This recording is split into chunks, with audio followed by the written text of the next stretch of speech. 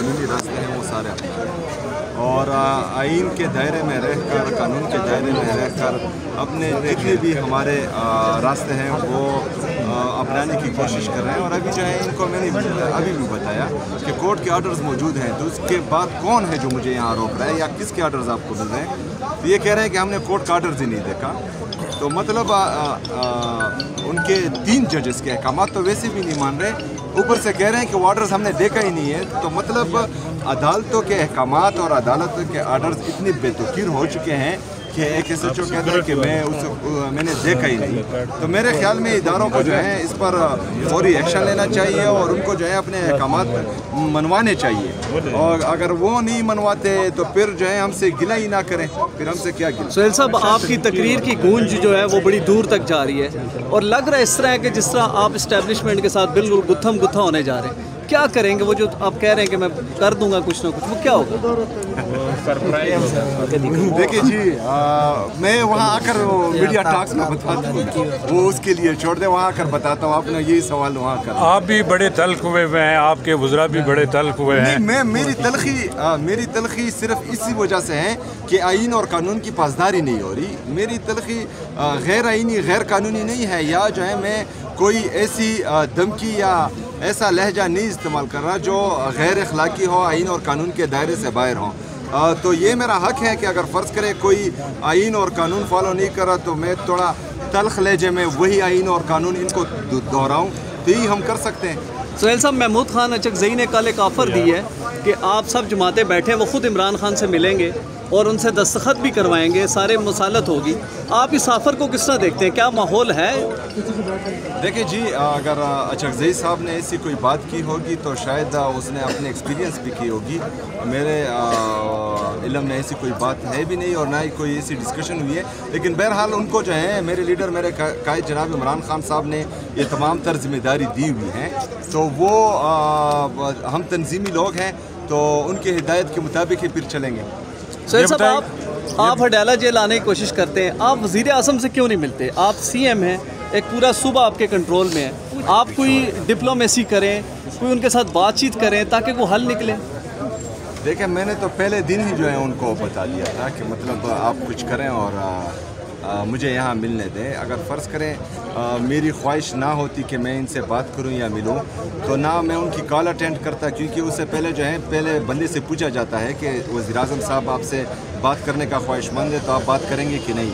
तो अगर मैंने हाँ भरी है तो मैं वर्किंग रिलेशन अच्छा ही चाह रहा था, चाहे वो फॉर्म 47 की गवर्नमेंट हो, लेकिन हमारी वफाकी हुकूमत थी।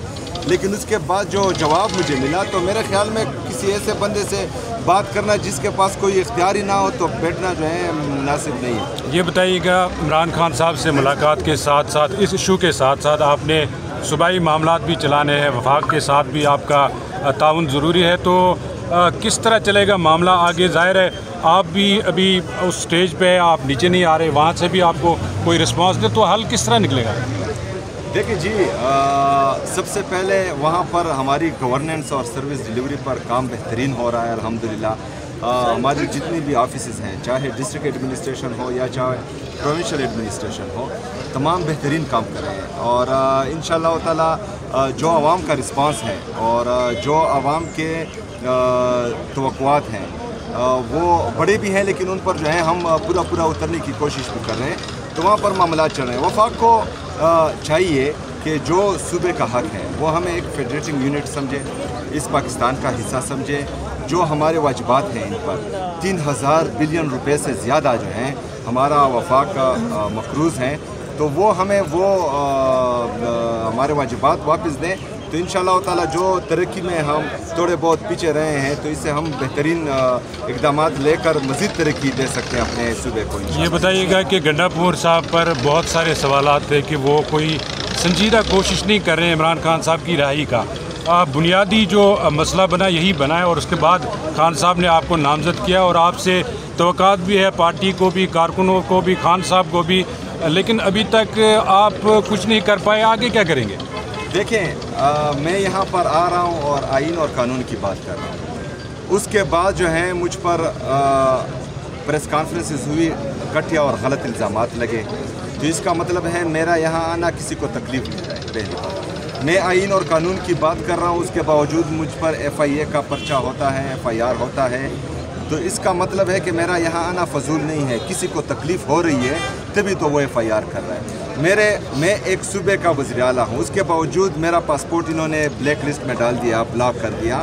तो इसका मतलब ये है कि मेरी बातें जो हैं तकलीफ़ पहुँचा रही है, मेरे इक़दामात इनको तकलीफ़ पहुँचा रही है, इसी वजह से जो है वो ये इक़दामात उठा रहे हैं। तो इंशाअल्लाह ताला मैं एक बात बोल दूँ कि they are totally predictable to me, but I am completely unpredictable to them. और वो जो है आगे आगे देखेंगे कि, और मैं ये भी कहता हूँ कि एक्सपेक्ट द अनएक्सपेक्टेड। आपके सूबे में दहशतगर्दी का बड़ा इशू चल रहा है, वहाँ पे ऑपरेशंस भी हो रहे हैं, शहादतें भी हो रही है, तो इसको किस तरह देखते हैं? ज़ाहिर आपने एक अमन जरगा भी किया और उसके मुतालबात जो इंटेलिजेंस बेस्ड ऑपरेशन IBOs जो ये उनको कहते हैं, तो वो कभी रुके ही नहीं, वो होते रहते हैं। वो तकरीबन 14,000 से ज़्यादा जो है ये ख़ुद कह भी चुके हैं और कर भी चुके हैं, और वो होते हैं। ये इससे कोई इनकार नहीं कर सकता कि वहाँ पर जो है दहशतगर्दी नहीं है।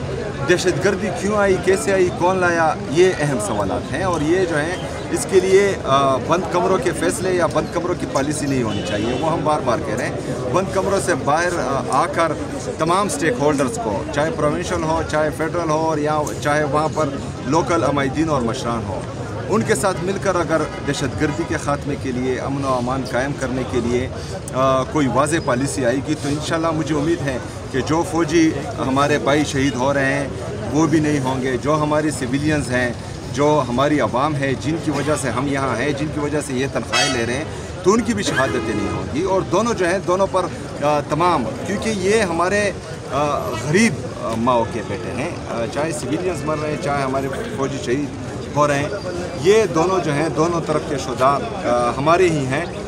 तो ये पॉलिसी शिफ्ट आना चाहिए मुल्क में, क्योंकि इससे जो है तकरीबन 20 साल से अगर एक चीज़ ख़त्म नहीं हो रही तो पॉलिसी बदलनी। सवाल ये उठ रहा है कि आलमी सतह पर जो अफवाज पाकिस्तान की कारकर्दगी है कहा जा रहा है, लेकिन वाहिद आपका सूबा है या आप बज़ात खुद इन ऑपरेशंस पर, इन शहादतों पर सवालात उठा रहे हैं?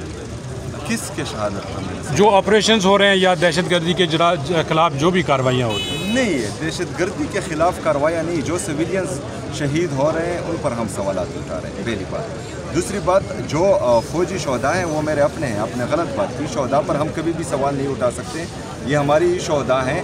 और मैं पॉलिसी की बात कर रहा हूँ, मैंने कभी भी जो है ऐसी बात नहीं की जिससे पाकिस्तान का नुकसान हो। अगर फ़र्ज़ करें पॉलिसी शिफ्ट की हम बात कर रहे हैं, तो हम एक वाज़ह पॉलिसी, हमें पता है कि इससे जो है सूबे में अमन आ सकता है, पाकिस्तान में अमन आ सकता है, एक दफ़ा फिर जो है हम खुशहाली तरक्की की तरफ जा सकते हैं।